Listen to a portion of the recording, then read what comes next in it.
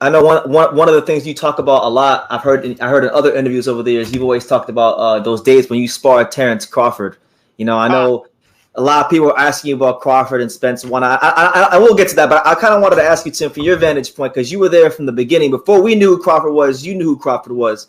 How do you think like Crawford's matured over the years from the day you first sparred him?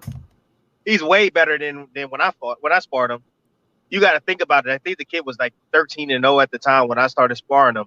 Yeah. And you got to understand, he came out on his own. So I was primed and ready, bro. I was sending everybody home, bro. I was literally stopping guys and sparring, bro. I remember having a training camp. I took about 2 weeks off, and then I had another training camp. So I was in tip-top shape. A lot of guys would come in and be in half-ass shape, and I would send them home. I was like, I'm not going to pay you if you're not going to give me good work.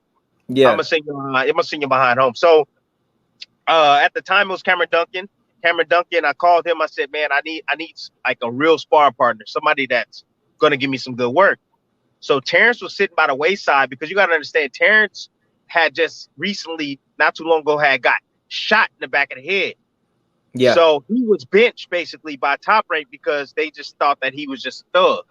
They thought like, this is a troublemaker. We don't want to really have, this negative energy. Nothing good's going to come of him.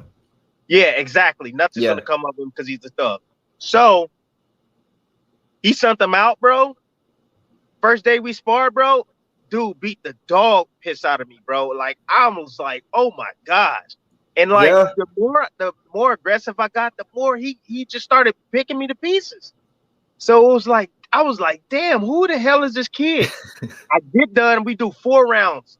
I was supposed to do, I think, 6 that day. We do 4 rounds. My trainer said, damn, I didn't see enough. Tim, he didn't beat the brakes off your behind. So I said at the end of the at the edge of the ring, and I look at this dude, and he's in the mirror looking at himself, and I go, bro, who are you? And he goes, he's like, I'm Terence Crawford. And I was like, but wait, like, bro, you ain't no sparring partner, bro. I'm like, bro, ain't nobody's never done this to me, bro. Like, you a world champion. And he looked at me kind of sideways, like, really? And I'm like, bro, you're a world champion, bro. I was like, you got the skills, you got that temperament, you got that hunger, that nastiness inside of you. Because the harder I went, the harder he went. I would rise a level, he would rise a level. And every time I would rise, he would meet me. He would like, no, you ain't getting the best of me. You ain't getting the best of me. So I was like, this dude is different. And then I found out he wasn't even a southpaw. I was like, oh man, now I feel he's not even a real southpaw. Yeah. So when he beat you up that day, it was all out of southpaw. All out of southpaw. I was crazy. Getting ready. I believe it was for Devin Alexander. I was getting ready for. It was Devin, and then I brought him back for Manny, to help me with Manny too. But for Devin, for sure. And shit, I was ready for Devin. I have no doubt about it. But yeah, that's when I knew Terence was different, man. And we just started hanging together, and I kind of just like mentored him. He mentored me. We would just, bounce ideas off each other as far as skills go. He helped me, I helped him. I used to like isolate my sparring partners and kind of keep them away from like my personal life. But with Terence, it was different. This guy, he was a family guy. You could tell he was different. He comes from, humble beginnings, and I kind of, brought him on and just wanted to show him the way, like, hey man, this is the way you should be, with your kids, with your family, like stay close to your family, stay close to your craft, and good things going to happen to you. No, absolutely. What was it about him specifically that made him so difficult? Was it the speed? Was it the power? Was it the feints? Was it the intensity? It was his timing. His timing. Okay, timing. Oh, his timing was nasty. Yeah, his timing. That's what makes Terence Crawford so damn good. His timing.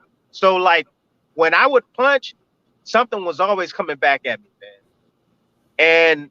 And there was times where he would let me punch and he won't do anything, and he would set traps for me.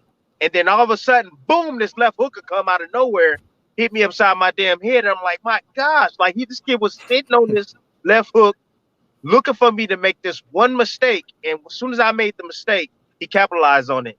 And then another thing is that his ability to adapt, bro, his ability to adapt.